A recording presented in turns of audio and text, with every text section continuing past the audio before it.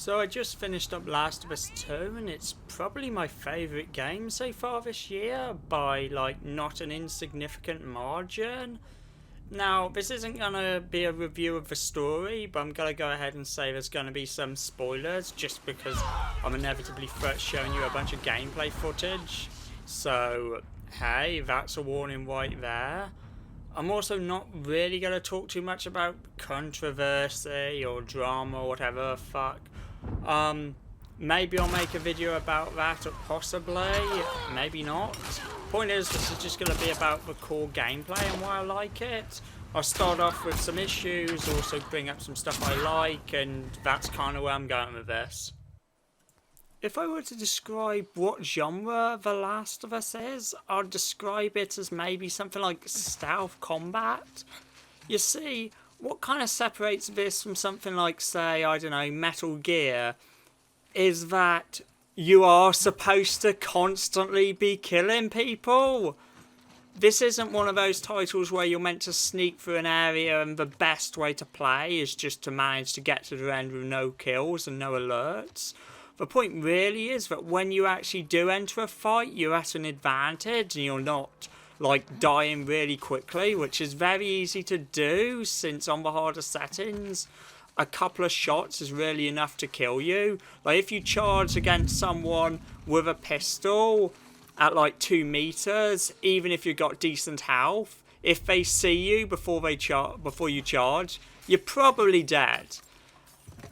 It's also a lot about picking up, crafting, that kind of crap, and usually this would be where I get pretty nasty about it, but why the crafting kind of works here is that you can only hold 3 of every craftable, and every single combination is basically just combining 2 items together. That's all it is.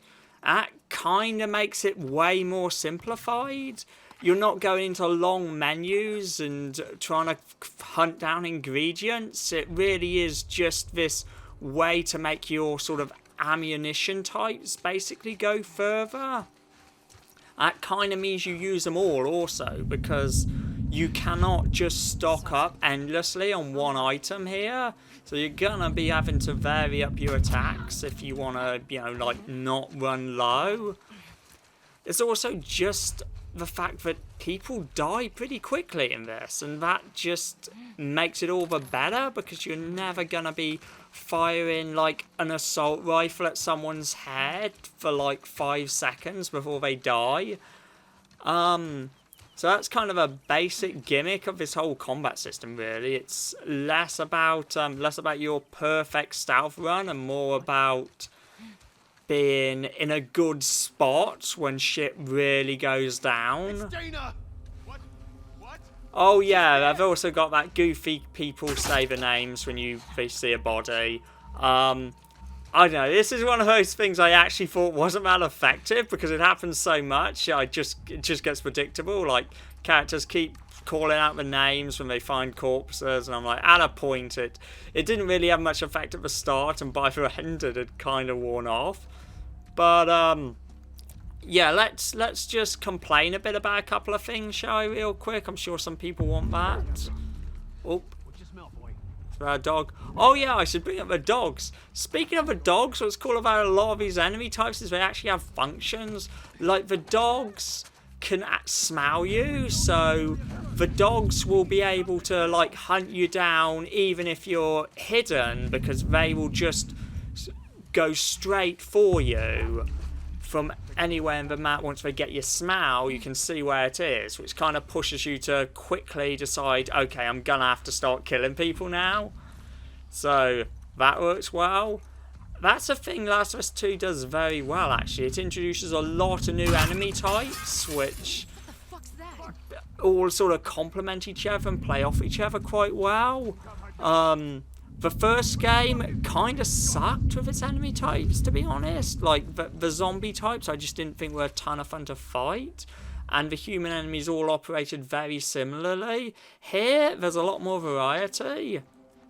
And, for example, you'll get like the zombies have just gone from just being zombies that are blind and kill you in one hit, and zombies which aren't blind but are quite easy to kill, and zombies that are just big boss monsters which take a bunch of hits.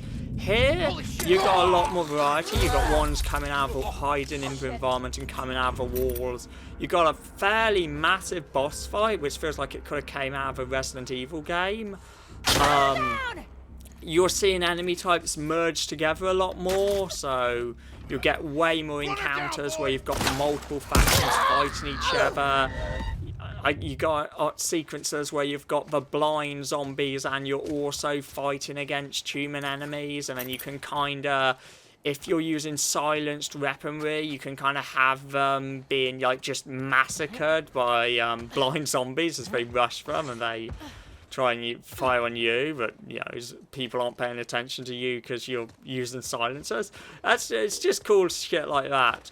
One problem I would say is some of these ideas don't really get used as much as they could. For example, you got this section here with a bunch of booby traps. You can get enemies into them and they can trip you up and kill you. Reminds me a lot of the first Evil Within, in my opinion, a very underrated title. Sadly, these traps don't last long. That is one issue I have. It really makes me wish the game had some crazy like Metal Gear Solid 2 style subsistence VR mode or something, just so you could push all the mechanics really out there, as some of this stuff turns up once or twice and then it's gone.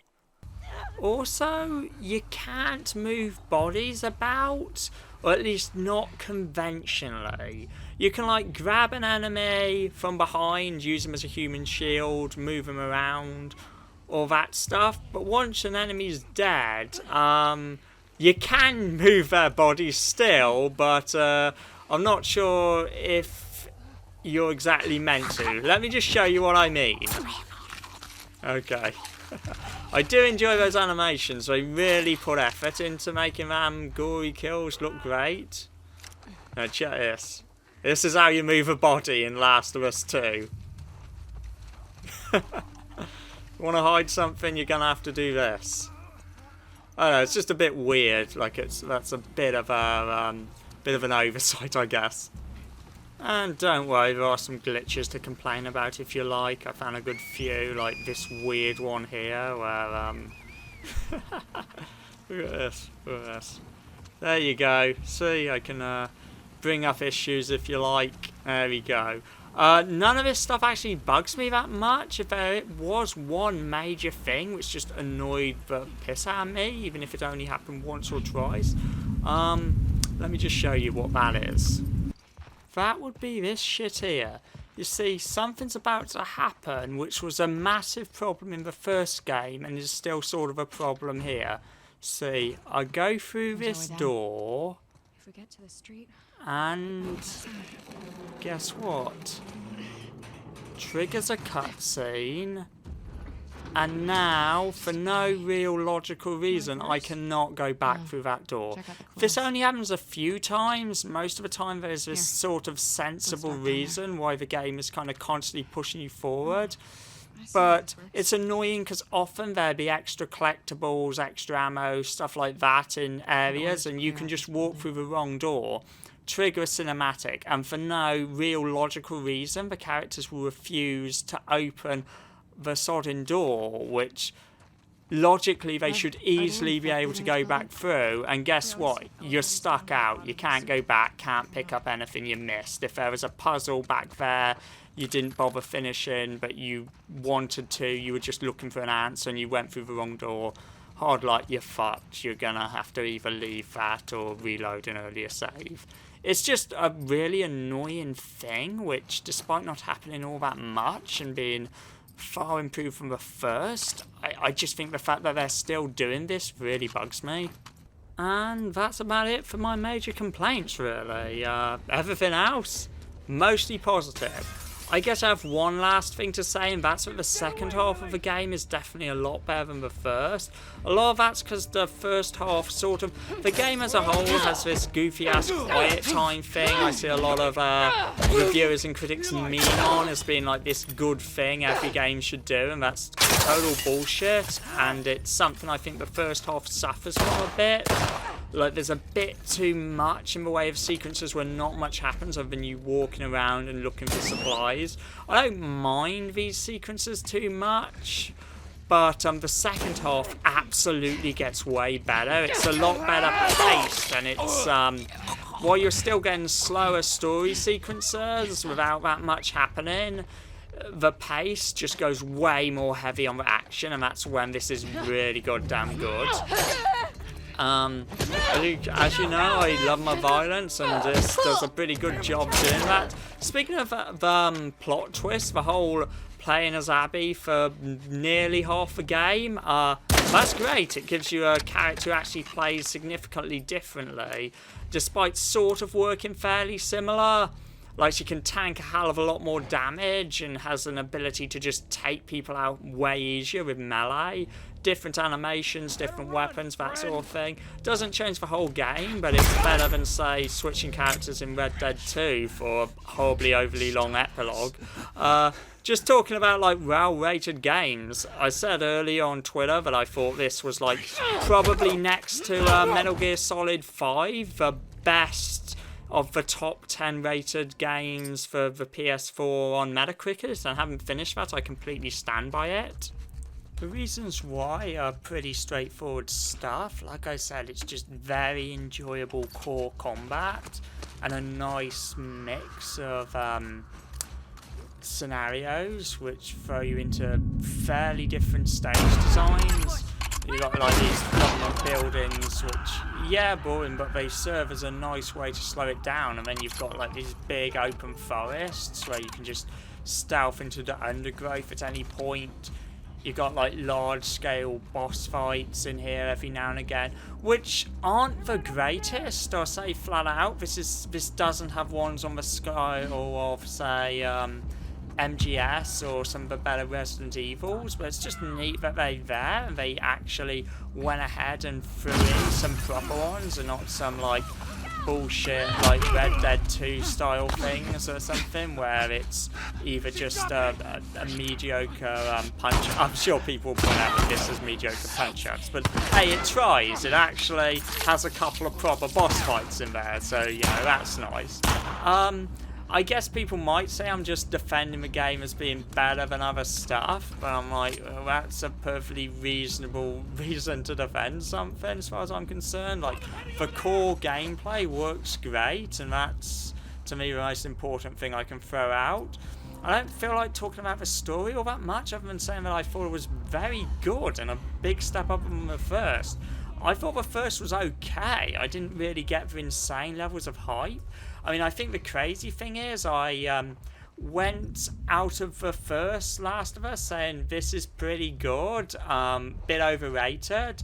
Had you told me that then, I'd be calling Last of Us 2 like the really good sequel and not Nier 2. I'd be like, Nier 2's kind of a disappointment, a bit underrated. Last of Us 2, now that kicks ass.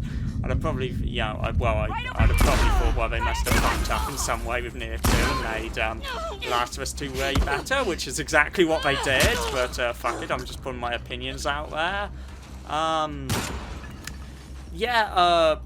I'm not going to talk about the story. You can enjoy it if you like, or you can ask me to just do an analysis on that, I guess. If anyone wants, I'll probably talk a bit about why I like it, and I'm mostly just positive on that. I don't know, there's not really a ton of issues I have with the narrative. I think it's a big step up over the first, honestly. See that blood sliding down the wall? That's not like a set piece thing that happens whenever you smash an enemy's head against a wall like that. That's fucking awesome. Like, in the end, Last of Us 2 probably isn't one of the greatest games ever made, but it's goddamn solid. Fun characters, both of whom play slightly different, a nice varied selection of action scenes, really fucking brutal combat. It's not 80 hours long, and it doesn't have you clearing out nests of enemies off a checklist. It's not full of horrible shit to craft, which you don't need. Leveling up doesn't break large amounts of the game's content and make it unfun. The gore is goddamn cool. Story is somewhat unpredictable, not the greatest thing ever, but nowhere near the mess people have made it out to be. Yeah, I'm gonna say, Game of the Year 2020, potentially. Who knows? Hopefully No More Heroes 3 is really good. I'm not sure what else is coming out, I forgot. Maybe Ranch 8, perhaps.